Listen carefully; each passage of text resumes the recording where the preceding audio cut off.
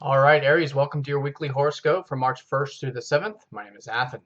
So we have a very exciting week this week, to say the least. We've got the Uranus Pluto square energy, which has been this ongoing theme involving your ninth house and 12th house, which I'll cover real briefly here. The fast moving planets are going over that Uranus. Okay, so lots of exciting things, sudden opportunities, sudden things out of nowhere, having to release some old things, some old values, some old goals, these types of sort of things. And we have the full moon in your fifth house, though. That's really nice. And it can be a very transformative week, but there's a lot of optimism in the air, which is really interesting about all of this. It's not a heavy week and it's not a really light week. It's just a mixture of a bunch of different types of energies.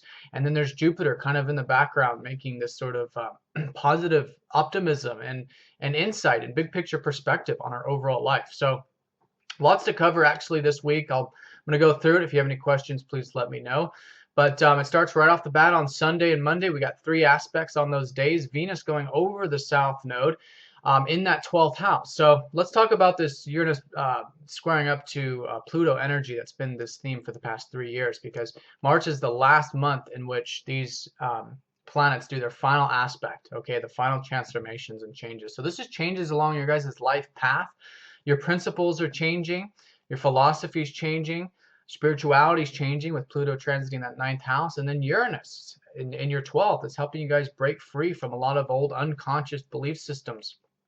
It's just being yourself, being yourself in the spiritual sense, allowing yourself to go with the flow and relax, in many ways with that Uranus and Pisces. So a lot of elements with that relaxing energy of this Pisces in the 12th house, uncovering more about your unconscious, things like this, but it's all very freeing. And March is going to be a very freeing month for you guys there. So it starts this week, Sunday and Monday, Venus conjuncting over the South Node, letting go of some old values, some old things that you once really enjoyed in life. Sometimes we have to let go of the old, and this includes the things that we value.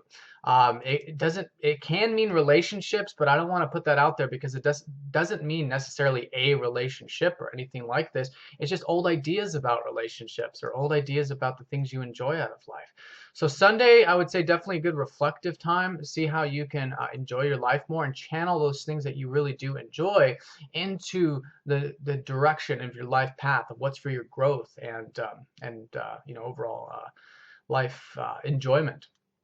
Now on Sunday as well, Mercury opposite up to Jupiter is again, this optimism. Now here we want to keep this a healthy optimism. This is this ongoing balance between Mercury and your 10th house. You guys are thinking a lot about work or doing a lot of stuff at work with the day-to-day stuff, and then so balancing that with the home stuff with Jupiter. Jupiter's been transiting your 4th house, but in either case, I think optimism for the future, big picture perspective Sunday, Monday, which again makes it a good time for reflection. Just make sure you keep everything nice and grounded with those two elements. Home and work or career public stuff will be the key for you.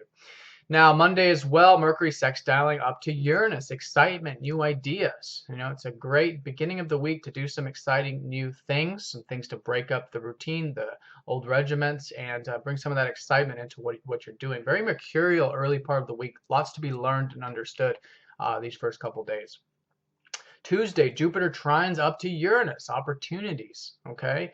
Excitement. And again, it's involving with whatever is going on, whatever you're reflecting on with home, family, or past with Jupiter. It's a big emphasis this week for you. And it's activating this Uranus element. So again, something with your 12th house here, breaking free, some new freedom, some new excitement is going to really spice things up. I think Monday is a great day in general to do that while reflecting and stepping into that mercurial element of things as well. So new subjects, new ideas, listen to your intuition during this time. All this stuff is very, very valuable. Now on Tuesday, Jupiter trines up to, we talked about that. Jupiter trines up to Uranus, right? The 4th and the 12th house. Then on Wednesday, we start to get a blending of some other energies coming into the picture here. Venus goes over Uranus in that 12th house, squaring up to Pluto.